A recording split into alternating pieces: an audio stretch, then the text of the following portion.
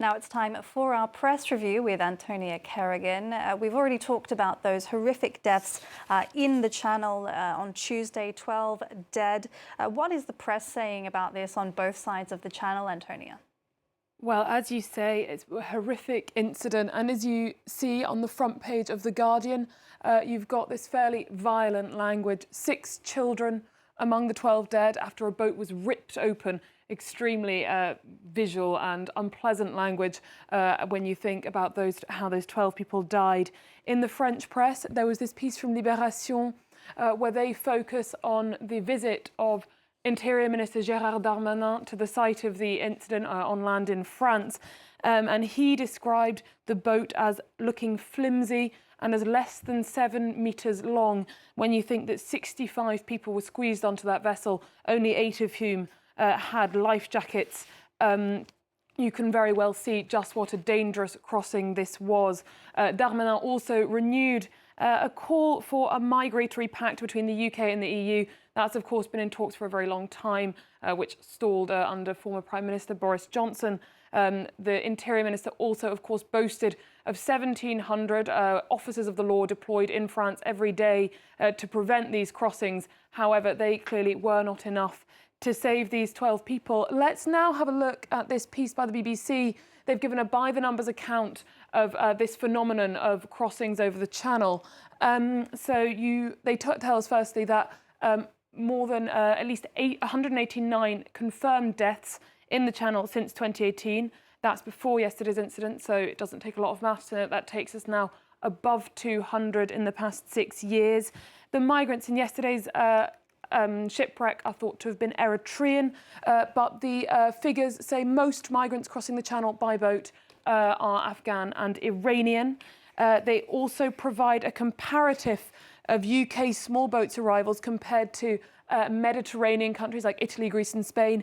As you can see, the figures for the numbers of migrants arriving in the UK this way are dwarfed by those of the southern European countries. But what does come across strongly in the UK is this massive backlog in the processing of asylum applications. It's coming down, but it's evidence of an enormous strain on the administrative system. It's an administrative system that is not currently fit for purpose for the arrivals the UK is having by small boats.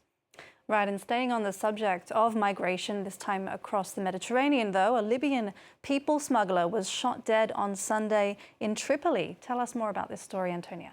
Yes, well, Jeune Afrique, a francophone publication, and Le Monde have this story. This man was seemingly ambushed, shot dead. He was found outside a white car that was also strafed with bullet holes. Suspect is not known. His nickname is Bija. And why we're interested in him is that he's a known people and fuel smuggler. He was also privy to talks with high-level Italian officials in 2017 about how to manage illegal immigration. He was also sanctioned by the UN Security Council in 2018 for scuppering migrant ships with the use of a firearm. So that was his existing reputation when in 2021 he was put in charge of an anti-illegal immigration unit in the Libyan coastguard. That's, of course, one of the types of the initiative that the EU has funded to reduce those numbers of arrivals in southern Europe. So the question is, why on earth would such an issue be delegated to someone with such a sinister reputation, and just how much money would that have made for people with his business model?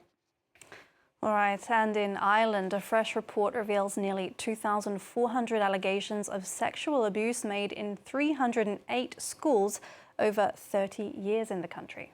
It's absolutely chilling, the revelations in this report.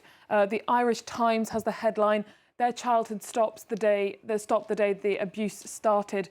And this is an absolutely cold piece when you look at the numbers. The article links to a searchable database where you can search the religious order running the school. These were religious-run schools, the name of the school, the number of allegations and the number of alleged abusers.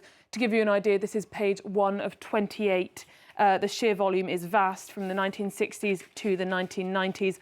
One of the even more uncomfortable findings is that the numbers of incidents were concentrated in special schools for special needs pupils.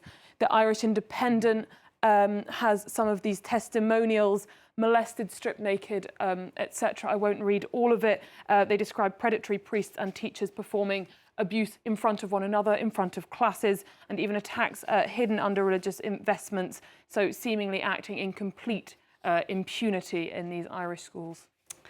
All right. Well, in environment news, high temperatures and low rainfall have seen a long submerged village in Greece re-emerge. What can you tell us about this?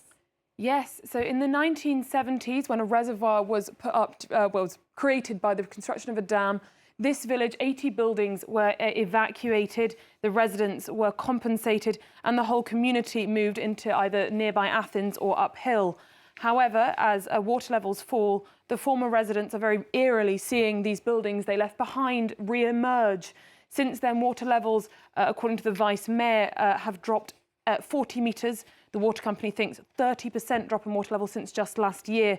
Greece is, of course, on the front line of climate change here in Europe, with frequent heat waves and low rainfall, and water management is an ever more pressing issue, as this story illustrates.